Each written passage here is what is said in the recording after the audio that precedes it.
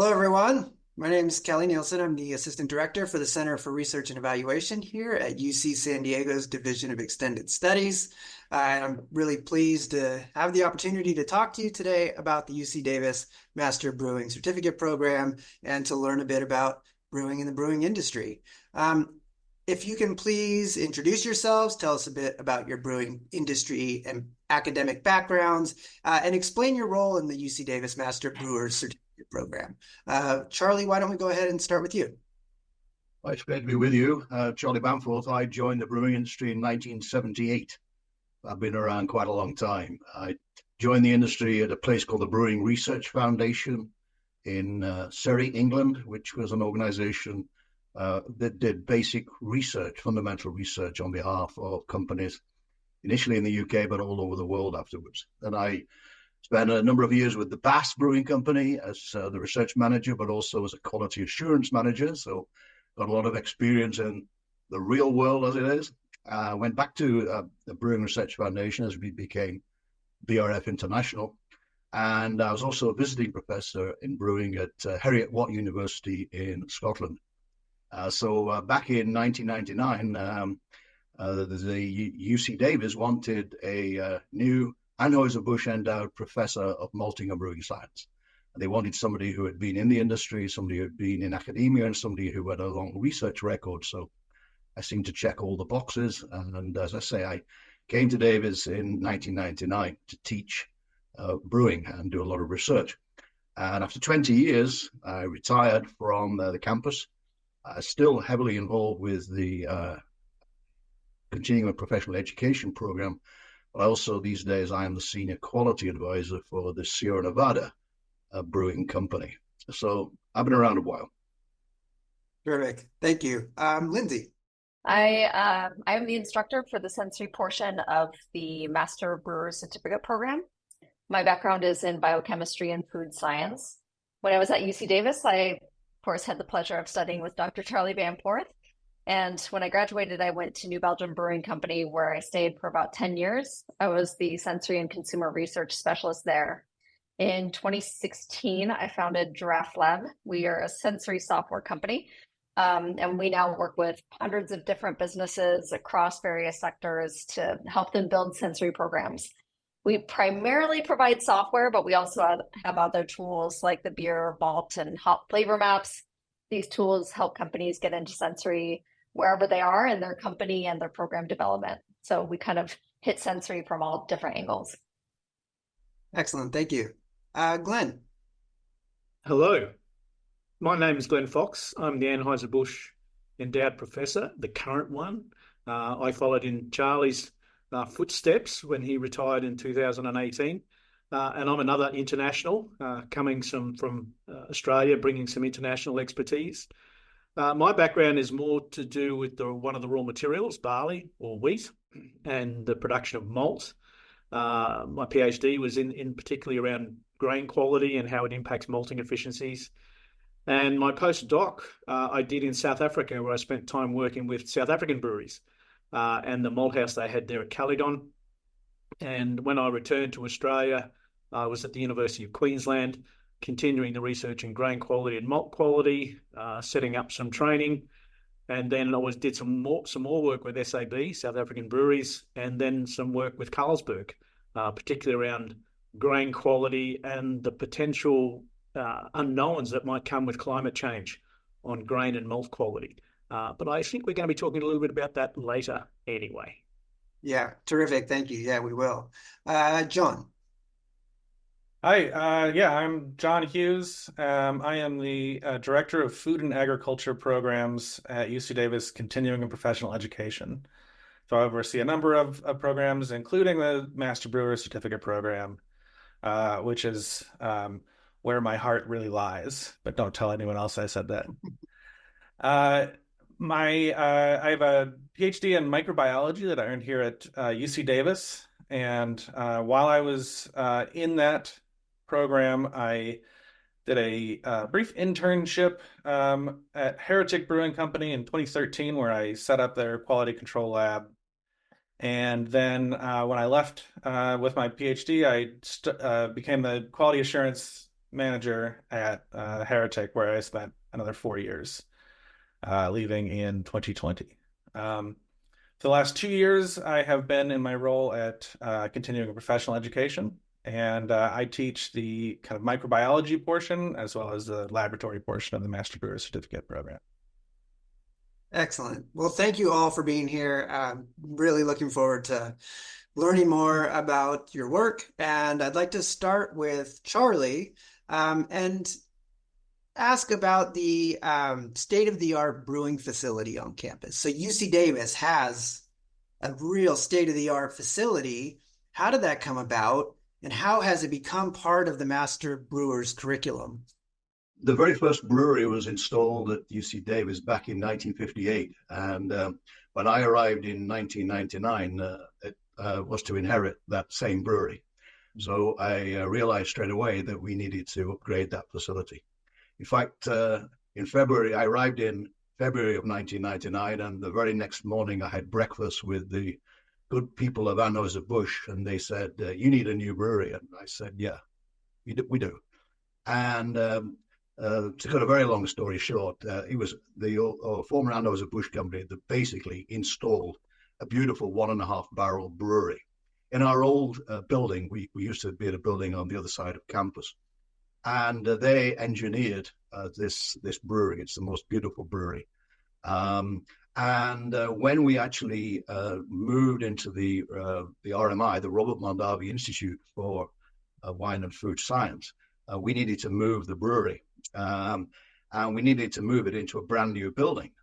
So I was the chairman of the food science department at the time.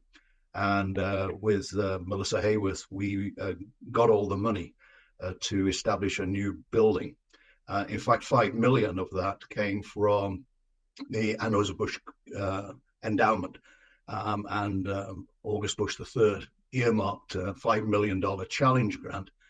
And so they would give us $1 for every dollar we raised from somebody else. So we raised all of that money to establish this beautiful new building and moved the brewery across. I mean, it cost $110,000 just to actually move the brewery from one side of the campus to the other. So you can imagine of how sophisticated this facility is.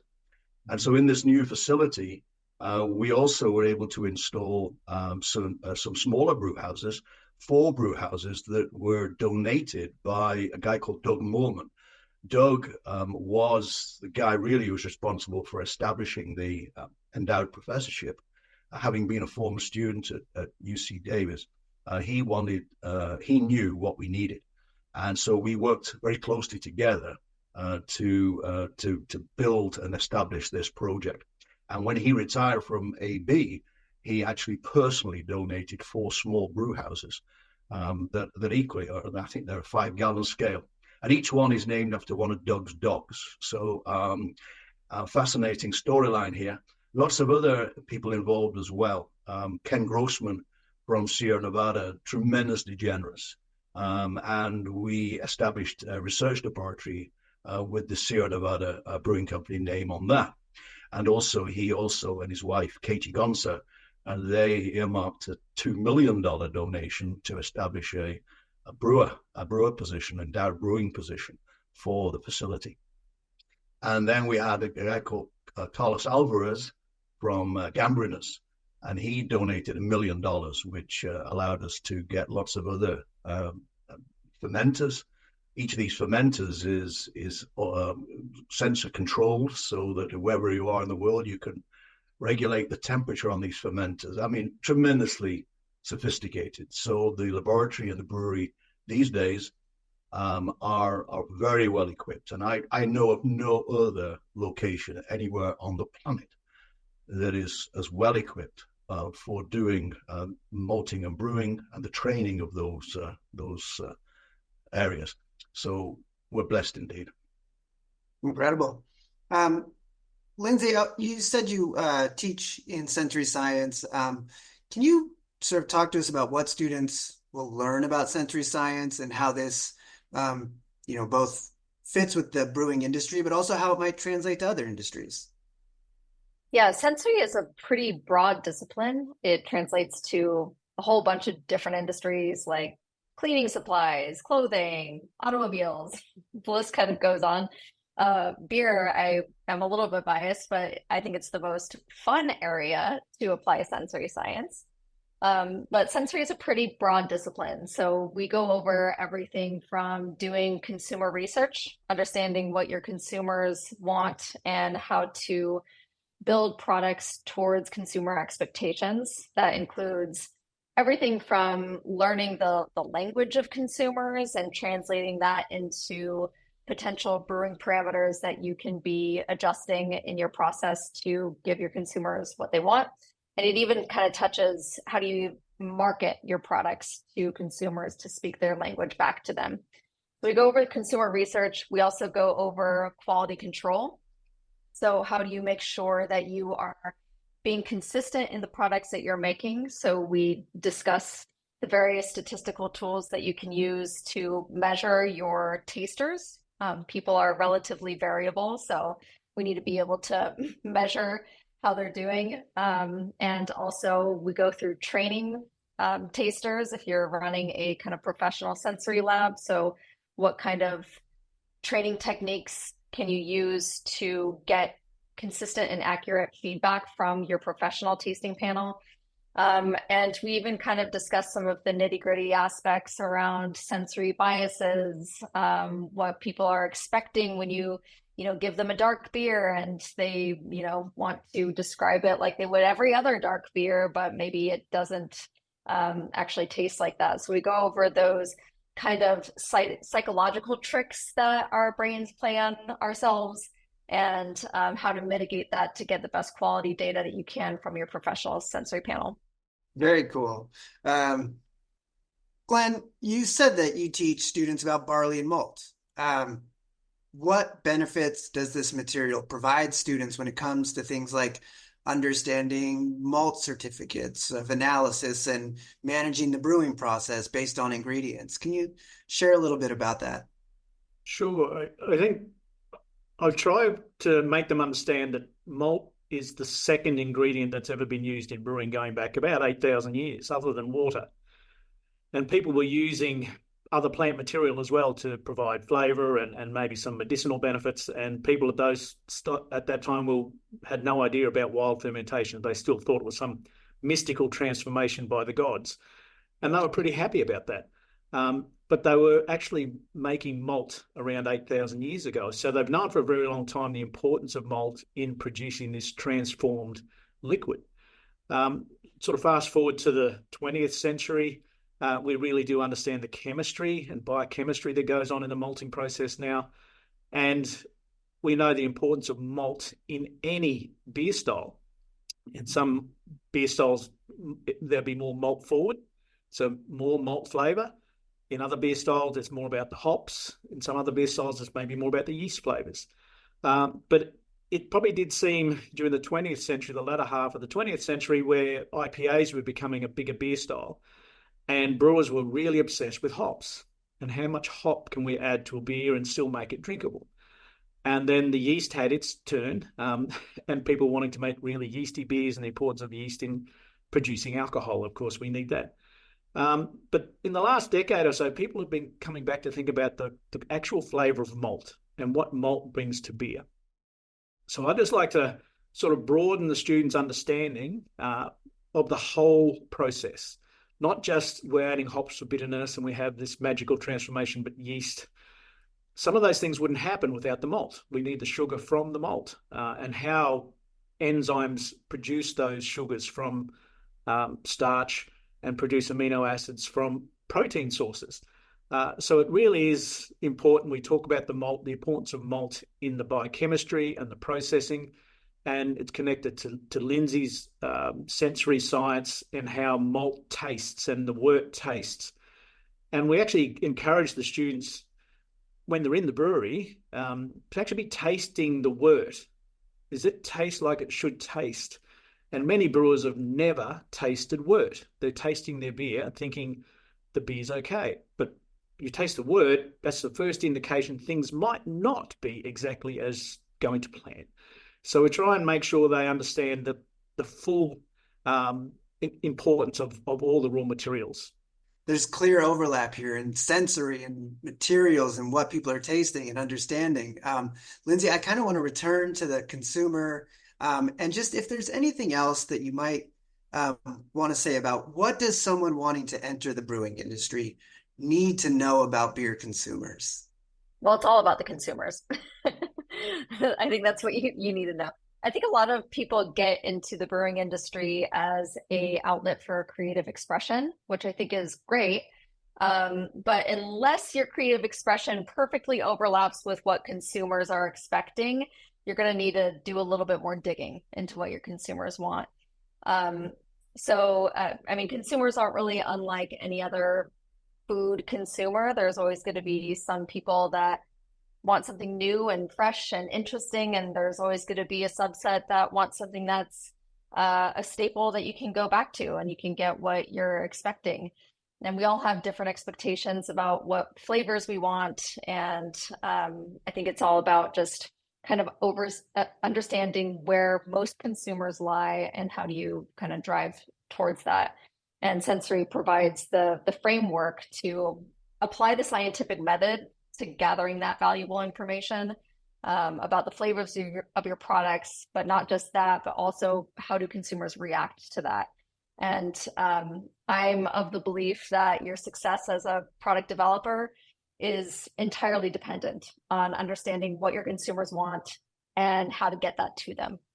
This speaks very much to what Glenn was saying about these trends and in brewing and the here in San Diego, we certainly saw the hoppy beer sort of movement, and then there was, I guess, a backlash, or not a backlash, but people who wanted beers at different flavors, and maybe this is where that move towards malts came in, and so you can really see how these complement each other, understanding the consumer as well as the production of these different flavors and styles of beer. Glenn, you had mentioned earlier about climate change and how it's affecting the industry in many ways, including cost and quality of ingredients, as well as regulations affecting production. So can you tell us a bit about how does the program help students know how to mitigate the effects of climate change and be a more responsible member of the brewing community? I think we're still navigating our way through what climate change is going to do to our industry, particularly the impact on raw material production. Certainly heat and drought stress things might be quite obvious, how it'll reduce production so it impacts the farmers first. They might not get the yield they're looking for. It might change the quality, so they're not getting a premium price for the crop they've put all that effort into growing. So we know the farmers are part of this equation as well, and how that's going to impact on them. And it does impact on supply chain. And then where are the maltsters sourcing their grain from? How far is the grain having to travel? And occasionally you're hearing of ships bringing grain from the southern hemisphere to America to bring grain. And that's a fairly drastic effect of climate change when it's reduced production so much. In the last few years, we've had some significant wildfires that's impacted hop quality with smoke contamination of hop. So all of these things are somewhat unpredictable. We really don't know what it will happen, and it will be some inconsistencies as well. We can't sort of say it's going to happen every year, and the degree of the effect will change. But what we're seeing, and I speak with colleagues in the Northern Hemisphere in Belgium and Denmark and Germany, and they're a little concerned. Where will they source some of their raw materials in the future? Not just short future, but long term for 10, 20, 30 years. And there was a recent publication by colleagues in Germany talking about the impact of heat stress on hop production and how it's impacting not just production, but quality. And then I had to speak with some journalists about what that really means. So there's definitely some interest to think, people are thinking about this now and what it might do to the industry. We're conducting research ourselves to understand what changes might happen and then how those changes could dictate. You might need to change some brewing processes. It might dictate the change of the temperature you need in mashing, those sorts of things. Will it impact on flavour, which is a huge unknown?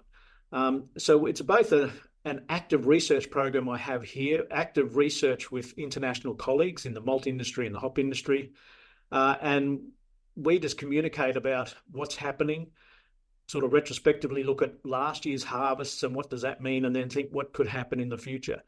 The industry, certainly the malting industry, is adopting some methods that we've talked about for quite a few years to help them understand some of this impact of heat stress and drought stress.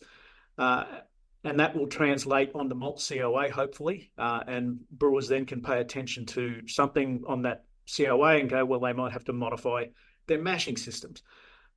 So we think this is going to be an ongoing conversation, and it impacts certainly hops and the grain we're going to be using.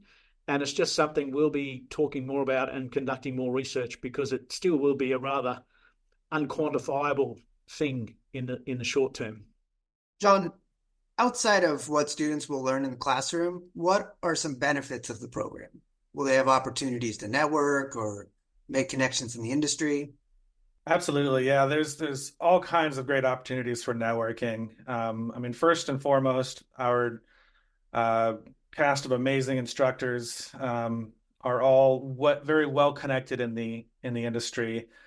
And the students, when they come through our program, whether it's the in-person program where they're in the classroom every day for 15 weeks, or whether going through the online program, which is all that material kind of divided up into 7 courses that they take over the course of 20 months. So in both of those instances, these students are really getting a chance to communicate and learn from their instructors, both, in the classroom or on the pre-recorded video as it is in the online, but also with office hours and just being able to ask questions via email and the messaging system within our learning management system. But in addition to that, we try to bring in lots of guest speakers that can come and speak to the state of the industry.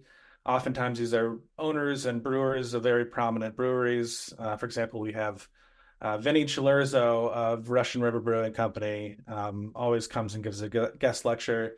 Always is great, sticks around and chats with the students afterwards. And in addition to that, we try and facilitate some further networking amongst the students. We have a resume booklet that we generate every year. And so this is for all of the students that are going through the in-person and the students who are finishing up the online program in that given year.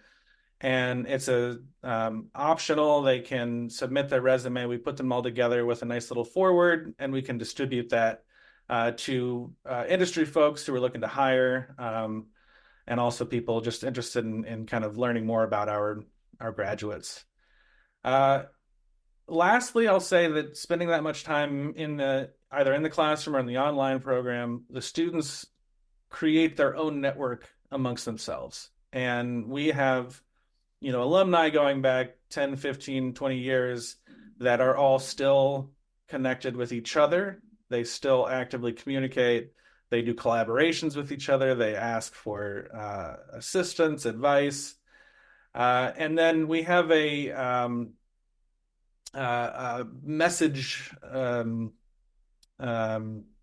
email list of all of our alumni. That right now is about 650 strong. And we send out weekly notifications of jobs that we know of in the industry.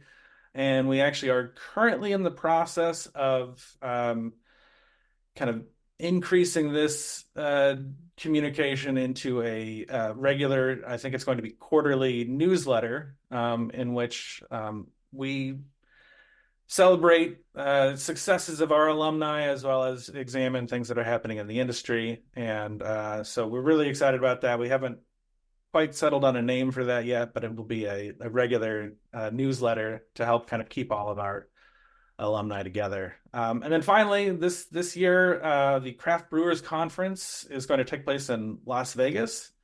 And actually, one of our alumni is the head brewer at Las Vegas Brewing Company, and we are looking to have a sort of alumni gathering event there, where the alumni from the program, since it started in 1995, and all throughout the industry, whether they're owners, head brewers, quality officers, whatever, will get a chance to sort of be able to kind of meet up with each other and share their stories and continue that networking.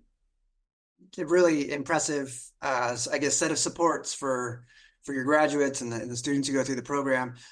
You've mentioned you've got alumni who are head brewers, and it sounds like in sort of positions across the industry.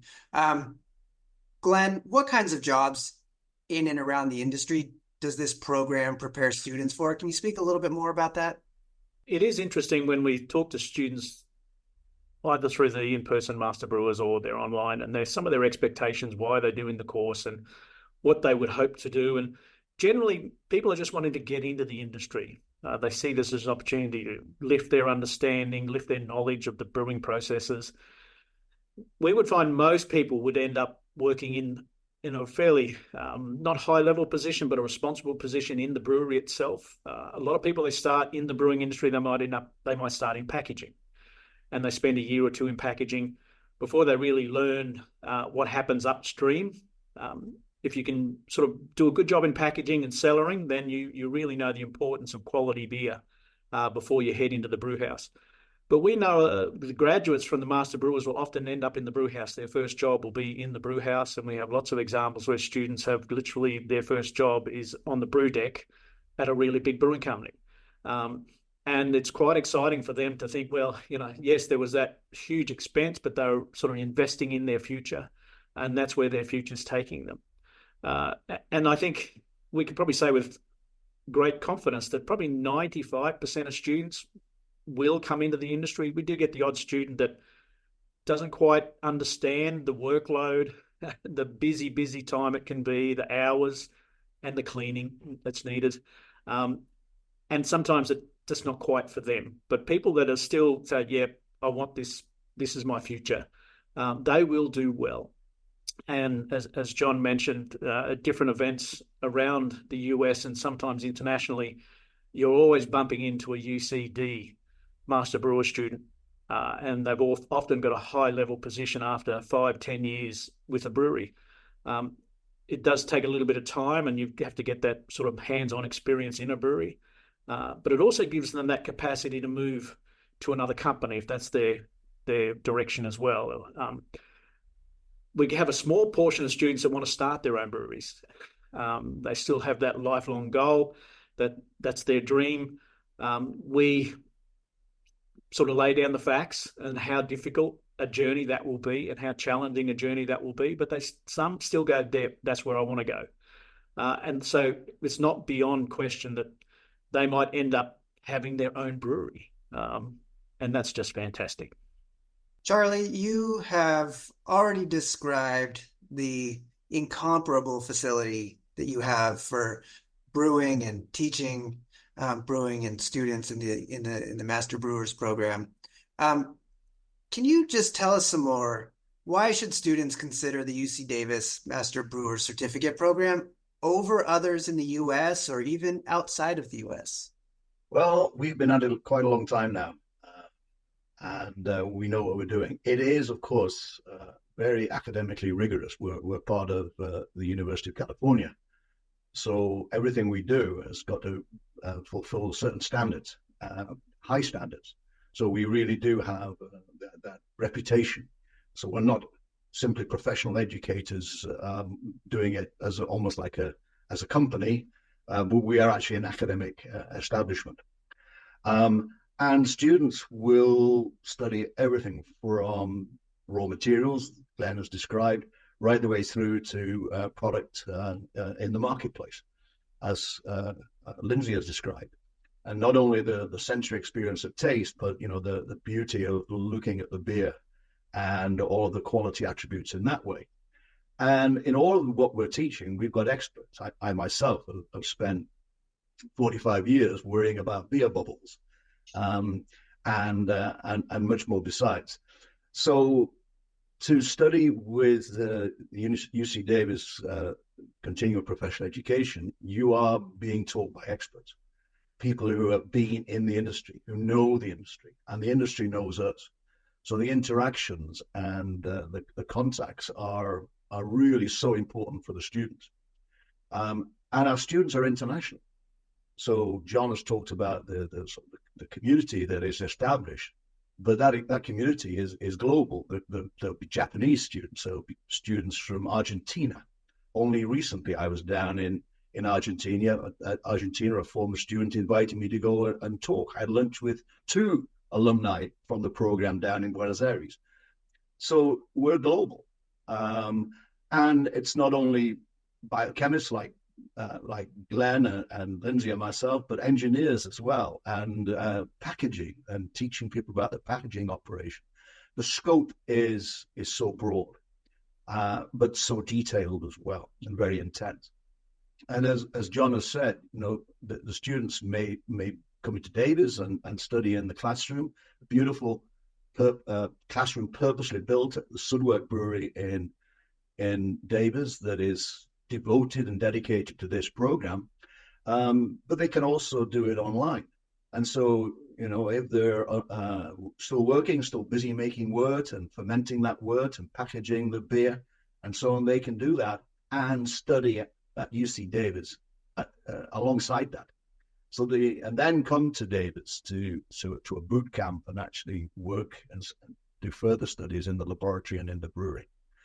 So the scope is tremendous. And I jokingly say there are certain programs out there where the instructors are one step ahead of the students with the textbook, one chapter ahead in the textbook.